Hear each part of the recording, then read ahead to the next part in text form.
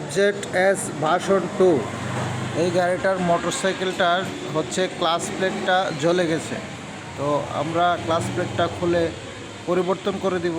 সেক্ষেত্রে আগে খুলে পরিষ্কার করে তারপরে ভালোভাবে এটাকে সেট করব। আর ওই প্রেসার প্লেটগুলা যেগুলা স্টিলের বা লোহার, ওগুলোকে সিরিজ পেপার দিয়ে ভালোভাবে দুই সাইডেই ঘষে পরিষ্কার করে এবং বাডি অ্যাসেম্বলি যেটা আছে অ্যাসেম্বলিটাও পরিষ্কার করে দাগমুক্ত করে দিতে হবে, যেন ক্লাচ প্লেট দাগ না হয়। তাছাড়া দুইটা বাটি আমি সুন্দর করে ক্লিয়ার করে নিচ্ছি সিরিজ পেপার দিয়ে, তারপরে পেট্রোল দিয়ে ধুয়ে সব ক্লিয়ার করে নিছি, আগেই পরিষ্কার করে নিছি।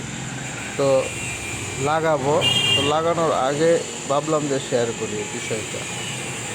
যা অনেকে আছে ক্লাচ প্লেট লাগাই দেয়, শুধু জাস্ট খুলে পরিষ্কার করে না লাগাই দেয়, এতে করে ক্লাচ প্লেট নষ্ট হয়ে যায় দ্রুত, মোবিল নষ্ট হয়ে যায় দ্রুত।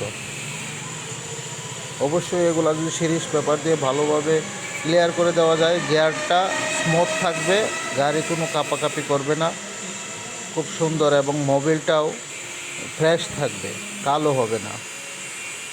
তো আমি ইঞ্জিনের ভিতরটা সুন্দর করে পরিষ্কার করে নিয়েছি আগে। আর তাছাড়া গাড়িটা নতুন ছিল, গাড়িটা মাত্র আপনার 9,000 প্লাস চলছে রান। তো গাড়িটা বেশি রান হয় নাই। তো এটা আসলে চালকের কারণে এরকমটা হয়েছে, একদমই নতুন গাড়িটা।